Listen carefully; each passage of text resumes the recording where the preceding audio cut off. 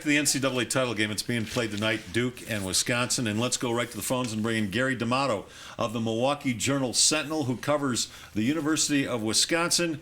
Gary, I'll ask you probably something you've been asked, 50, 100 times in the last couple of days. Are you surprised Wisconsin beat Kentucky? Are you surprised at all that Wisconsin is playing for the national title? I know a lot of people around the country certainly are surprised, but I can't say that. It might be a mild surprise. It might rank as a mild surprise for me. I certainly can't say I'm shocked. People who haven't watched this team, there's a perception about Wisconsin basketball, but this team doesn't fit that perception, whatever that perception is. There's two really good players who are going to be in the NBA probably next year, Frank Kaminsky for sure, and Sam Decker, 6'9" forward if he decides to declare for the draft, which most people think he will. And it's just a very fundamentally sound, unselfish, good, talented basketball team. So I can't say I was overly shocked. Gary, you just mentioned it. Les started talking last week about Decker. Is it somewhat odd to you, having watched him all year long, that everybody knew Kaminsky? Everybody. He was the player of the year and everything. And then suddenly Decker shows up and everybody goes, hell, Kaminsky may not be the best player on that team. Was that sort of the hidden jack-in-the-box that you think just really took the nation and shocked them? Popped out during the tournament. Yeah, I would have to agree with you on that. Not many people nationwide probably knew who Sam Decker was. Obviously had a great high school career. Won a high school title with a last-second three-point shot, and came in not as a high school All-American, but as a really fine, highly recruited player. But he was hurt earlier this year. He sprained an ankle in October, and the injury really lingered into December, and he really wasn't himself for a couple months. Lost some confidence. He played really poorly when Duke beat Wisconsin 80-70 back a couple months ago. But he's healthy. He's obviously regained some confidence in his shot, playing very good basketball. So a lot of people watching the tournament are saying, where'd this guy come from? He's been pretty good all along, but he just didn't have a very good start to this season. Yeah, let's advance it to tonight's game. I mean, enough about Kentucky. They're gone. History. They're not even history. They didn't finish. They finished imperfect, not perfect, and because of Wisconsin. Playing Duke is an entirely different challenge, it seems to me. You got two very smart teams, two teams that even though Duke has more youngsters playing, Okafor and Jones in the backcourt, but these are two very disciplined, very good defensive teams, two teams that don't turn the ball over. It seems to me like this could be a game that's even closer than Kentucky and Wisconsin, because I think you've got almost reflective teams in a lot of cases. Yeah, I agree. I think it's probably a 3 or 4 point game and goes either way. A lot of people are saying Duke is sort of like Wisconsin on steroids because they play a very similar game, but Duke obviously has more talent in terms of kids' resumes from high school. And you say Okafor is a youngster, and he is, but he's a man. I mean, I don't know if you guys seen the picture of his hand holding a basketball. Yeah. Looks like he's palming a hard ball. I mean, his hands are enormous. Very good player, obviously.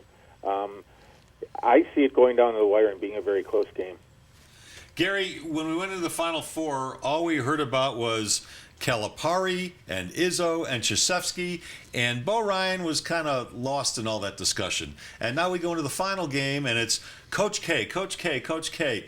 Make a case, if you will, that Bo Ryan is not going to get out-coached by Krzyzewski. Well, I wrote a big feature story on Bo Ryan for today's paper, and here's a stat that I think most people would find interesting. He's been at Wisconsin 14 years now. They've been to the tournament 14 consecutive years. He's taken them to the NCAA tournament every year. He's averaged 25.5 victories a year, 36 this year, playing in the Big Ten, which is not a slouch of a conference.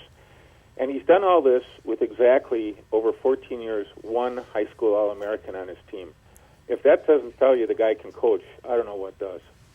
That is amazing, because I wonder, it must be because he's been so successful. It's the chicken and egg thing. Because he's been so successful, he's able to attract players that maybe wouldn't go to a Duke or North Carolina or Kentucky because they know they're going to be well coached and they're going to be in a disciplined system.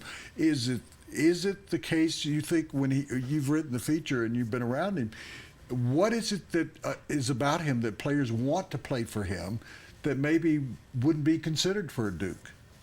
Well, first of all, most of the players that he gets, that he recruits, are not recruited by the Dukes, the Kentuckys, the UCLAs. He recruits Midwestern kids who he knows will fit into his system.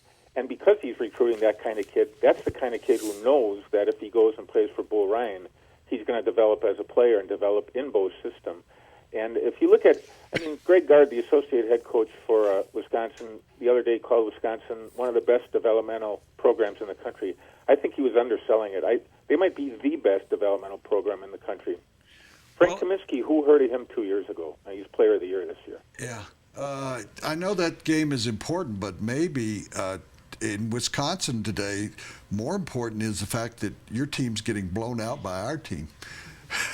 He's talking about the Brewers and Rockies. Oh, okay. I wasn't even. I'm sure you're not paying any attention to it, but the Rockies have gone in there and they're kicking some Brewer butt today. It's a big day in Wisconsin sports. The Brewers' season opener isn't the biggest story of the day, which is very unusual. A final question. So you said you thought it was going to be 3 or 4 points.